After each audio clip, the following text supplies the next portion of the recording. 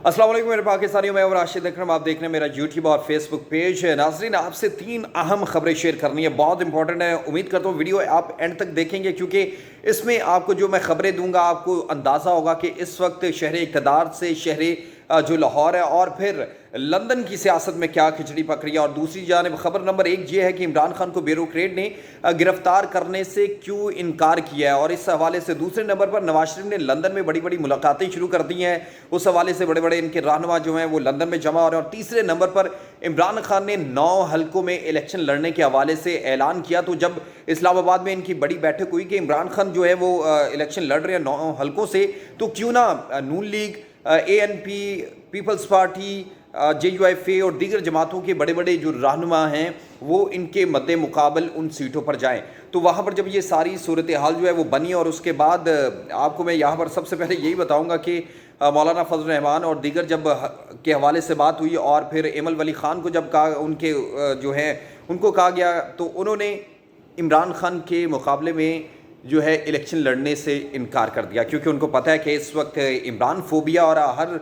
जो ज़ुबान ज़द-ए-आम है वो इमरान खान है। और जितनी भी ममनुआ फंडिंग कर लें, जितने भी ये कोशिश कर लें कि इमरान खान का किसी तरीके से मीडिया ट्रायल किया जाए, लेकिन वो उसमें बुरी तरह नाकाम नज़र आ रहे हैं। और फिर इमरान खान ने 14 अगस्त को शहर इक़्तिदार में बड़े जलसे का ऐलान किया। उसके पीछे क्या रीज़न है उस पर भी बात करेंगे। तो सबसे पहले बात करते हैं कि इमरान खान को गिरफ़्तार करने से इनकार क्यों किया है। आपको याद होगा कि पंजाब के अंदर आज ही के दिन एक तैनाती थी, उसने अपने जो इख्तियारात हैं वो वफाक के सुपुर्द किए हैं। कामरान अफसल साहब जो सेक्रेटरी पंजाब है, और उनको आपको याद होगा कि जो उस्मान बुज़दार के दौर में यानी कि PTI हुकूमत शहर लाहौर में उन्होंने यानी कि पंजाब में उनको सेक्रेटरी पंजाब के तौर पर उनको ज़िम्मेदारी दी थी। बहुत से सेक्रेटरी जो हैं वो तब्दील हुए और बाद में पता चला कि ये तो कहीं और से ही निकले। जिस तरह इलेक्शन कमिश्नर बिल्कुल एक नया, जैसे कहते हैं कि इमरान खान साहब पहले उसके गुण गाते रहे और उसके बाद वो एक नई शक्ल इख्तियार करके एक नया जो है वो करिंदा बन के वो निकले, और फिर इमरान खान के गले में वो कांटा बन के खड़े हो गए, और अब वो तकलीफ़ भी उससे उनको पहुंच रही है। और अब जो सेंट्रल हुकूमत है उसने कोशिश की है कि अपने रहनुमाओं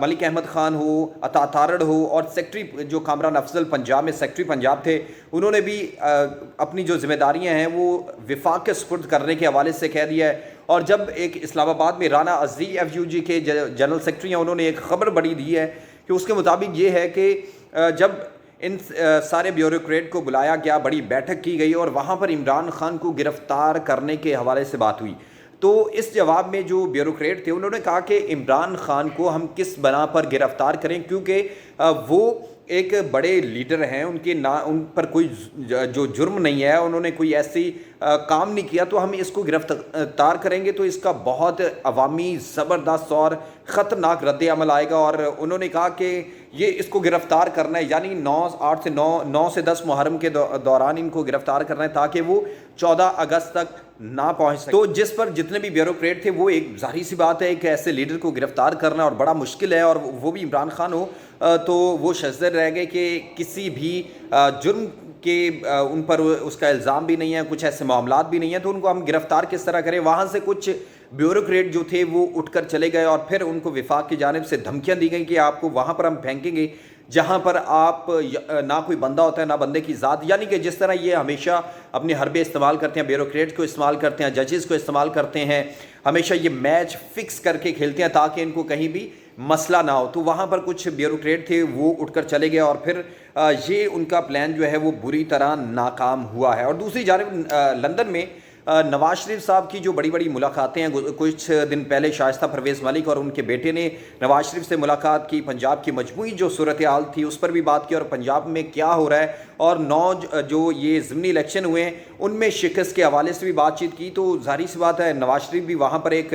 प्लान के साथ बैठे हैं, वो भी कुछ ना कुछ करना चाहते हैं। और उन्होंने सबसे पहले ये प्लान किया कि इमरान खान अगर ममनुआ फंडिंग केस में नाअहल नहीं होते तो क्यों ना इन पर तोशा खाना का केस लगा दिया जाए, ताकि तोशा खाना का केस, ज़ाहिर सी बात है घड़ियों के हवाले से इन्होंने बात की, इन्होंने बड़े बड़े कंगन डाल दिए, इन्होंने जो आपको पता है स्टड डाल दिया, और पता नहीं क्या क्या डाल दिया इनको अपनी गाड़ियों का, तो याद नहीं है जो 2-3 रुपए में आसिफ अली जरदारी ने BMW जो थी वो ली थी, और उसके बाद मरियम बीबी आज भी उस तरह की गाड़ियाँ जो हैं توشہ خانہ کی لی ہوئی استعمال کر رہی ہیں، تو اس کے حوالے سے ان کو کچھ یاد نہیں ہے، اور پھر انہوں نے یہ فیصلہ کیا کہ کچھ کیا جائے جس سے عمران خان کو مشکل میں پھنسایا جائے، اور اس کے بعد عمران خان پر جو ہے ایک نااہلی کا ٹھپا جو ہے وہ لگا دیا جائے، اور کسی طریقے سے عمران خان جو ہے وہ پریشان ہو اور پھر ان کو روکا جائے. کیونکہ آپ کو پتہ ہے کہ 14 اگست کو اگر شہر اقتدار میں عمران خان جلسہ کرتے ہیں تو وہاں پر بڑی تعداد میں لوگ نکلیں گے. یہ یوم آزادی ہے، اسی دن پاکستان نے آزادی حاصل کی تھی، اور اسی حوالے سے اب جو اسلام آباد میں پی ٹی آئی کی کور کمیٹی کا اجلاس بھی ہے، اور اس میں یہ فیصلہ کیا گیا کہ 14 اگست کو